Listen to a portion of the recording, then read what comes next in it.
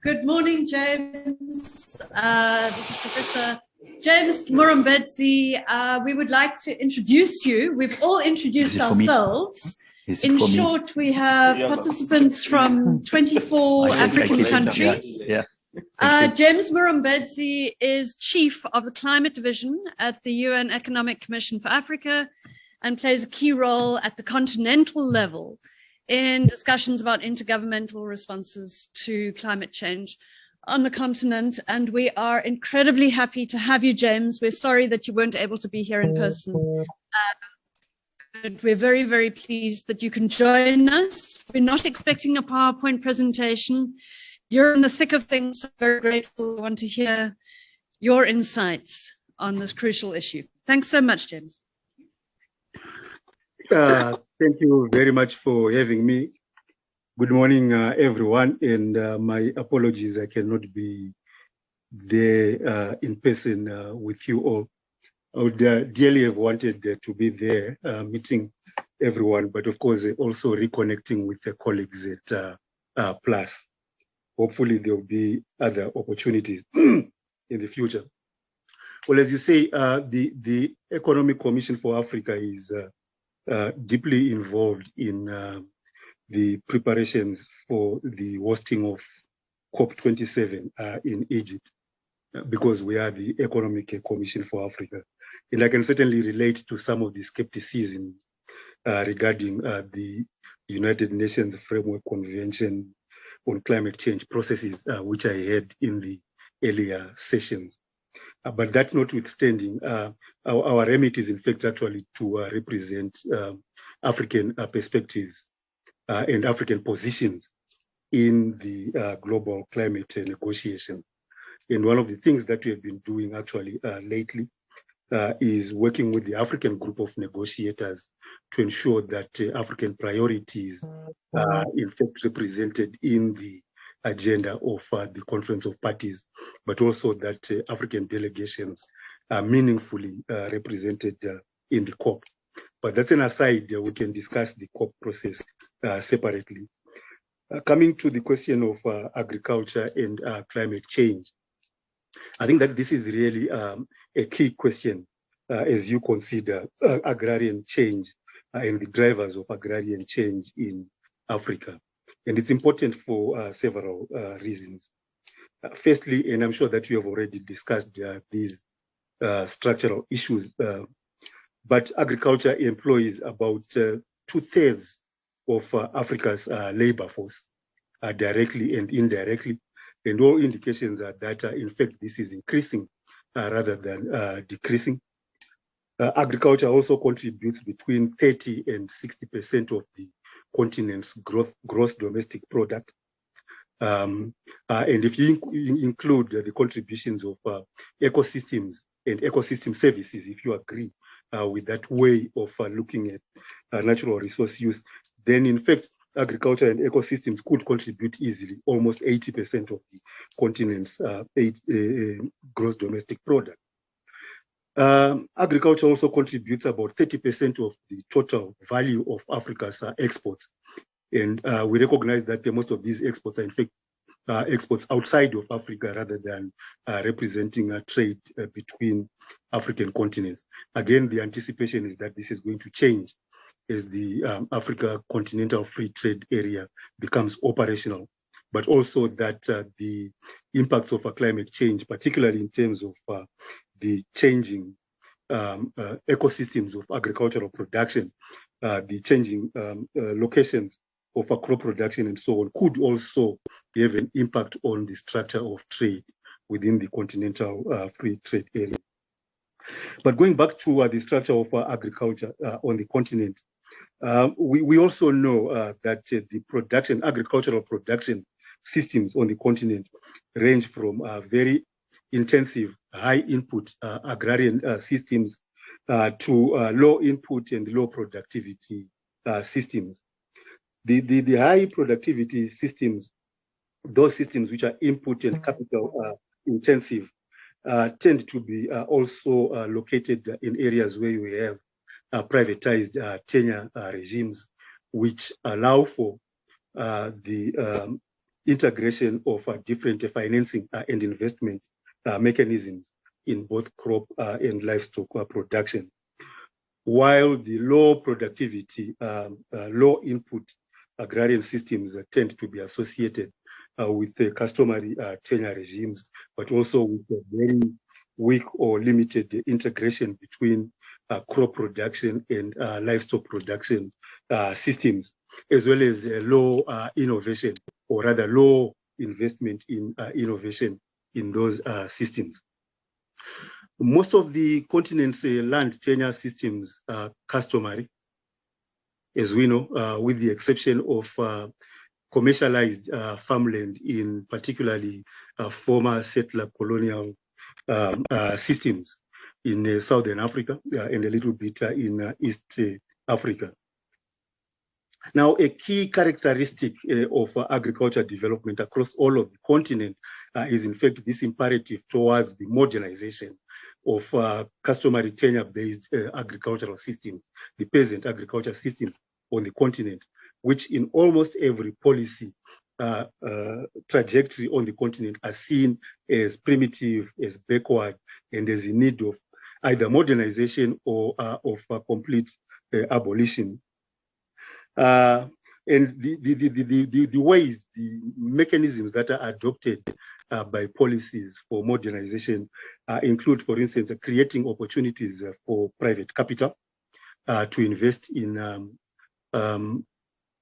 peasant agriculture systems.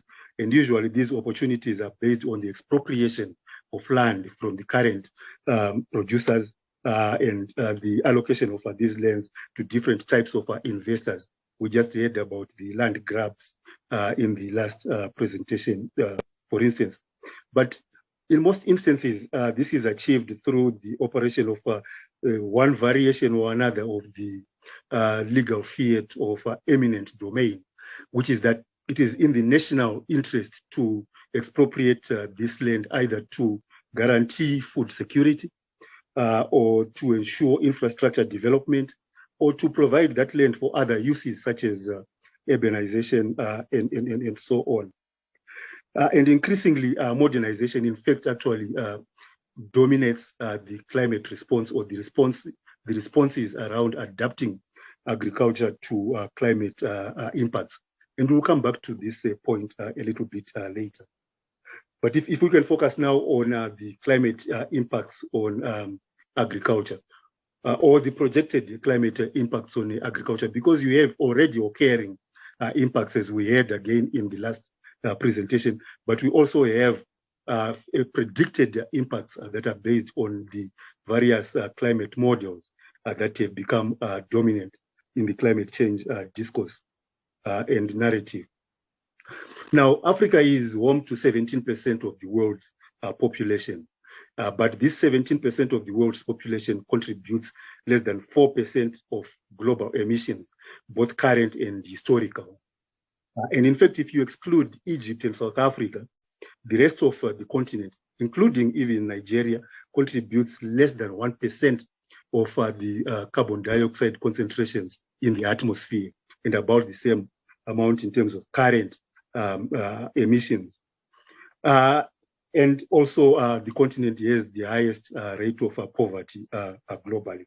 So in fact, there is a linear relationship between emissions and income, or historically between emissions and gross domestic product. In other words, those economies that have higher levels of GDP are also those economies that have higher historical contributions and contemporary contributions to carbon dioxide, greenhouse gas concentrations in the atmosphere. And those economies that are energy deficient, or at least fossil fuel-based energy deficient, are also those economies that have got the highest levels of poverty. So Africa now, in terms of the climate response, while contributing less than 3% to global emissions, also receives less than 3% of available climate finance. And this could actually be less than 3%, depending on how climate finance is defined and calculated, which is another problematic area that we'll come back to later. Now, we have had references to the Intergovernmental Panel on Climate Change predictions and models in the last presentations. But in general, we could say that the IPCC has projected increasingly negative impacts of climate change on Africa's agriculture, bearing in mind that climate change is experienced, particularly in this continent, in two ways: precipitation or changes in precipitation and changes in temperature.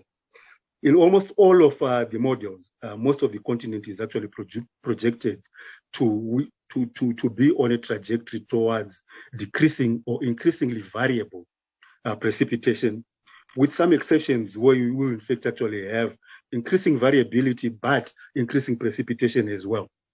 And also universally increasing temperature increase. So we can discuss some of the important exceptions, but I think it's more important to focus on the continental averages and their implications for adaptation. Climate change and climate variability is projected to actually contribute towards increasing GDP reductions on an average of 2% across the continent by 2030. And this is based on the work that has been done here at ECA. But this 2% average reduction in GDP is in fact actually also projected to increase to about 15% in some countries, or 15% in some years in some countries. So for instance, you would have 2019 in Mozambique, in Malawi, in Zimbabwe, post-cyclone Idai, which happened precisely in the middle of the growing season, and which is estimated to have impacted the economy of Mozambique by more than 15% of that country's GDP, for instance. So, and this is assuming that, in fact, there is adequate effort towards limiting the rate of increase of global warming, as well as limiting global warming itself to between 1.5 and 2 degrees. Now, there's a problem with the IPCC projections in this regard, in the sense that they are based on global averages. And again, as implied in the last presentation, Africa has been increasing, or has been seeing increases in temperature that are faster and higher than the global average. So in fact, we should actually be modeling outside of the different scenarios that are presented in the IPCC projections. But even if, assuming that warming is kept below the 2 degrees guardrail of the Paris Agreement, the impacts on African economies are going to be significant and beyond the capacity of African economies to adapt and also to mitigate. So in fact, in financial terms alone, the Africa Development Bank estimates that between this year, 2022, and 2030, Africa is going to need about $1.6 trillion to mitigate and to adapt to the impacts of climate change. However, between 2016 and 2019, African countries received only $18.3 billion in climate finance. This is 18.3 billion compared to the total requirement of around 1.6 trillion. So climate finance is almost insignificant in Africa's contemporary adaptation and mitigation initiatives. At the same time, Africa is the most vulnerable continent under all climate scenarios above 1.5 degrees warming. So, for instance, African agriculture is vulnerable to climate impacts because sub-Saharan Africa has 95% of rain-fed agriculture globally, except for South Africa, to a very limited extent, Zimbabwe. Most of sub-Saharan Africa's agriculture is completely rain-fed. North Africa does, in fact, have massive investments in irrigated agriculture. But Africa is also vulnerable to climate impacts in terms of the large share of agriculture in GDP as well as in employment. So using just rail-fed agriculture and agriculture's contribution to employment, we find that 7 of the 10 most vulnerable countries in the world are in Africa. And about 600 million Africans are annually at the risk of drought because of increasing severity and frequency of climate variability. In terms of the projections from the IPCC, the continent has a very narrow window, possibly of now less than 10 years, to actually build resilience to climate change. Again, we can discuss this in detail. How is the resilience built? What exactly is the IPCC's conception of resilience, and how can it be achieved, and so on. But for the IPCC, the biggest challenge is that only about 40% of Africa's population has access to early warning systems. Now, this is to say that the production, dissemination, the production, packaging, and dissemination of climate information is available to use by only 40% of Africa's population.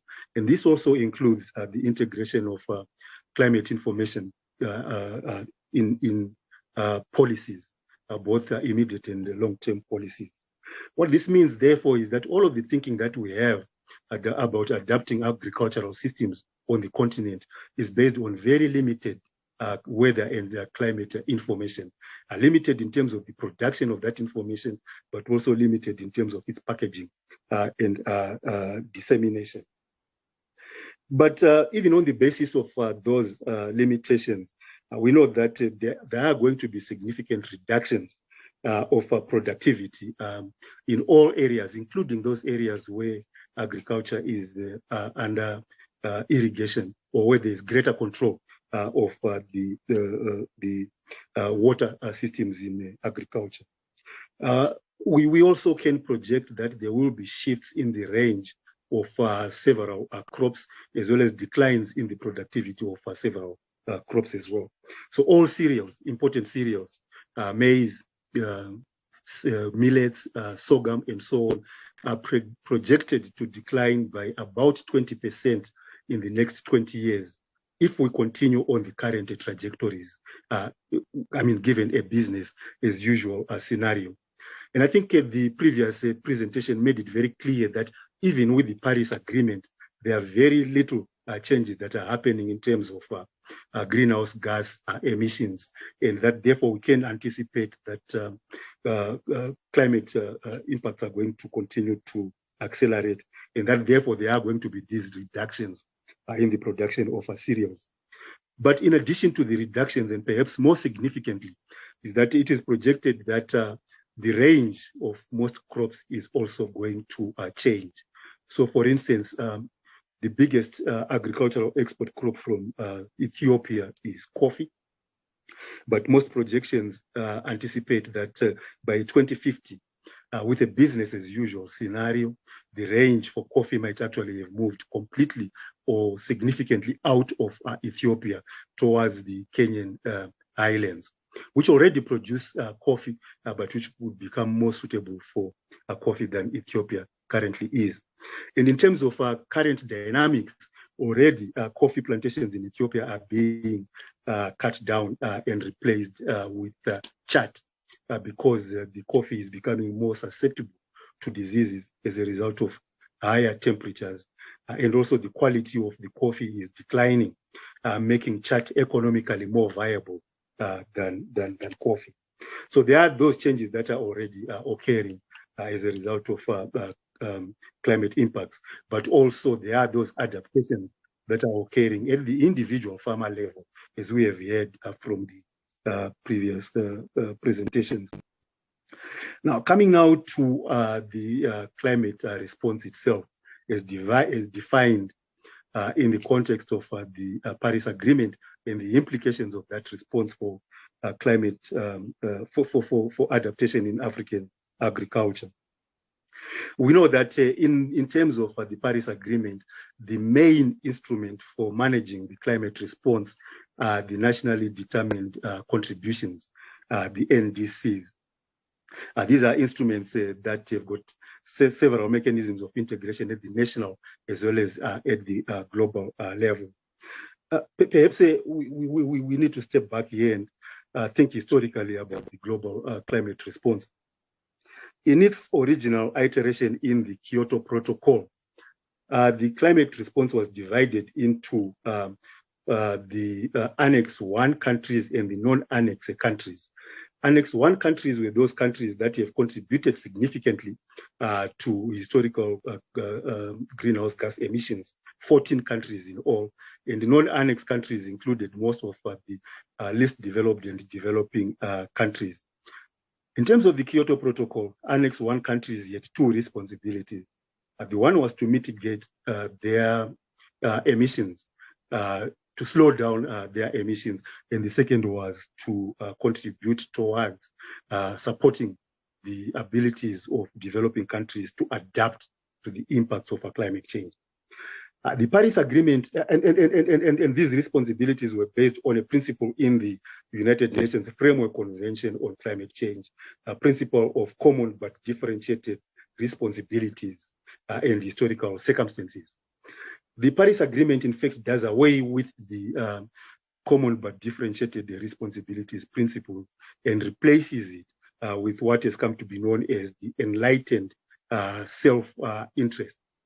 Enlightened self-interest assumes that it is in the self-interest of every country to act optimally in terms of reducing their emissions, but also contributing to adaptation, and that the actions of every country are going to affect what other countries are going to do as well. One only needs to look at what is currently happening in terms of the energy responses to the Russia-Ukraine conflict to understand the limitations of enlightened self-interest. And in fact, one of the major demands of the African group of negotiators going to COP27 in Egypt is that there is a need for Africa's special needs and circumstances to be recognized in the climate agreement, but also in the distribution of climate finance and the means of implementation. So for Africa, when we look at the structure of the NDCs, it is quite clear that our NDCs prioritize adaptation over mitigation. Again, because since we contribute very minuscule greenhouse gas emissions, there are very limited opportunities for mitigation, except, of course, for large economies like South Africa, which are also among the biggest emitters based on the structure of the energy supply in South Africa, Egypt, and similar economies. So while prioritizing adaptation, African economies also anticipate that about 70% of the financing for adaptation is going to come from conditional support, while 30% is going to be provided through unconditional resources. So unconditional resources are locally mobilized resources, national resources, domestic resources, if you want, while conditional resources would be those resources that are sourced from the various global climate finance mechanisms, but also from other global financial instruments, especially the new ones that are being developed, such as debt for climate swaps and so on. So it's quite clear, even from the interpretation of the Paris Agreement by African countries, that the expectation is still that the developed economies, those that are most responsible for global emissions, are also going to provide financing for adaptation to climate change under the Paris Agreement. But we know that since the Paris Agreement, in fact, very little has flowed in terms of climate finance. I think every one of us has heard about the demand for $100 billion a year to be made available to support the climate response in the developing world. Just to say that this $100 billion a year was pledged first in 2009 at the Copenhagen conference. Then it was pledged as a political compromise to save the Copenhagen COP from total collapse. So the then chair of the African Committee of African Heads of State on Climate Change, Meles Zenawi, got into an agreement with Barack Obama, then President of the United States, to make this pledge as part of their political efforts to save Copenhagen from total collapse. So there's absolutely no financial basis for the $100 billion a year. There is absolutely no basis in climate science for the $100 billion a year. This is a completely political figure, which was unrelated to the actual needs for climate mitigation and adaptation of the developing world. But even as a political number, this $100 billion a year had not been made available by the time of the Paris Agreement in 2015. So that commitment or that pledge was repledged in 2015. So in fact, Paris Agreement then comes up with a renewed pledge to ensure that this 100 billion is not only mobilized, but also disbursed. As of COP26 last year, of course, we are aware that about $80 billion had been made available. And again, that 80 billion is contestable, depending again on how climate finance is defined. So while Africa recognizes that the NDCs need to be financed from conditional global funds, we are also aware that in fact, these funds are not becoming available anytime soon. So going to COP27, the dynamic now is shifting radically towards mobilizing private sector investment in the climate response. And this is a very significant recognition that we need to engage and to understand. Because what is happening now is increasingly the climate response is shifting away from being a public policy response into an opportunity to create spaces for private investment in climate actions.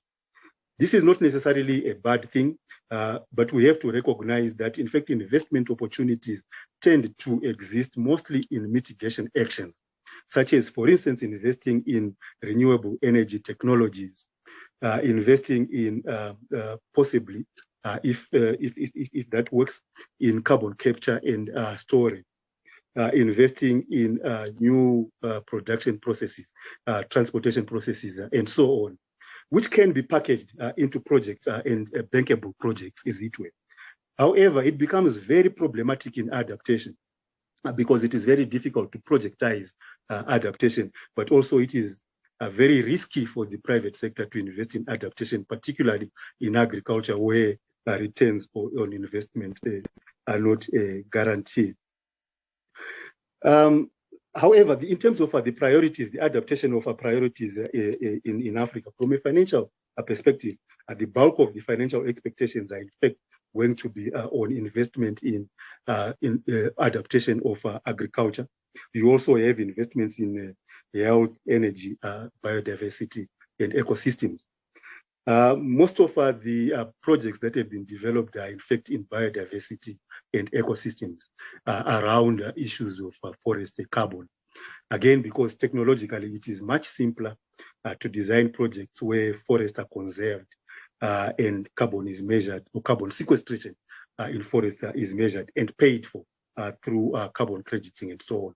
These have actually become very highly developed mechanisms since the REDD+ initiatives, which I think we are all aware of, but which we can discuss in greater detail. In agriculture itself, adaptation, and again, I think the last presenter was completely correct to say that there is very little experience in designing agriculture adaptation initiatives and projects. And most of the initiatives in fact tend to be classified around what are now generally referred to as climate smart agriculture. But those climate smart agriculture actions, if you look at it closely, relate mostly to technical and managerial interventions, such as, for instance, increasing investment in inputs such as seed, fertilizer, chemicals, irrigation, or investments in de-risking agriculture finance, such as through guarantees, through insurance, also private sector investment. And most of the promotions of private sector investments, as we hinted earlier, are actually based on the expropriation of customary lands and making them available to investors, land investors, with the different forms of secured tenure. So we need not necessarily discount the importance of the technical managerialism of climate smart agriculture, because in fact there are certain benefits to be had from those approaches. For instance, Africa has the lowest fertilizer use per hectare. We recognize that most of the fertilizer is imported, and a large part of the low fertilizer production on the continent is because of low investments in energy and so on. So if we assume that the continent is going to increase its investments in energy, increase its capacities to produce its own inputs in the agriculture sector, then of course this could spur developments in the agriculture sector, but also other downstream sectors as well. And again, if the Africa Continental Free Trade Area becomes functional, then it could also become another driver for innovations in African agriculture, looking inwards towards trade in agricultural goods and commodities, including seed, fertilizer, chemicals, and so on, between African economies. But I think the biggest issue here is that we need to recognize that most of the projections of adaptation in African agriculture are based on models of climate change, climate science models, and very little modeling in terms of the socio-economic governance and political arrangements of the African agriculture sector currently. In other words, we understand more about the physical projections of climate impacts than we do about how African agriculture is currently organized and how that current organization can be facilitated to adapt to the projected physical impacts of climate change. So we have a situation where our policies, our thinking, our structures are actually determined by climate science, physical climate science, with very little input from social sciences and social scenario building. So we don't know, for instance, what is going to be required in terms of tenure reform, what is going to be the impacts of climate change on gender relations, on rural labor production relations, on incomes, and so on. And we actually need to increase our investment in those types of information in order to improve the capacity of African agriculture to build resilience to climate impacts. But there's another weakness in terms of our reliance on climate information, or rather on climate science, which is that the structure of or the production of policies and responses to the impacts of climate change also tends to privilege those sectors that are better informed or better positioned to benefit from the ways in which this information is packaged and distributed. In other words, the current deployment of climate science is likely to increase inequalities in African agriculture and to increase the vulnerabilities of particularly the poorer or the more marginal producers in those in almost all of the sectors in African agriculture. And then there are going to be questions around food security and food sovereignty in future agriculture scenarios. If adaptation continues to be driven by climate smart agriculture approaches, which are essentially green revolution approaches, whether they are promoted by the the Association for a Green Revolution in Africa, the Bill Gates types of approaches to adaptation, or even if they are packaged as national processes, the likelihood is that they are going to increase dependence on external inputs in a situation where financing those external inputs is also going to be beyond the reach of African economies. And so African governments might actually end up borrowing more in order to support adaptation in agriculture, and therefore might end up creating greater inequalities and even greater vulnerabilities in the African agriculture sector. And as I've said, there will also be issues around food security, or perhaps a food sovereignty, and also the exclusionary practices of scientific agriculture, if you want.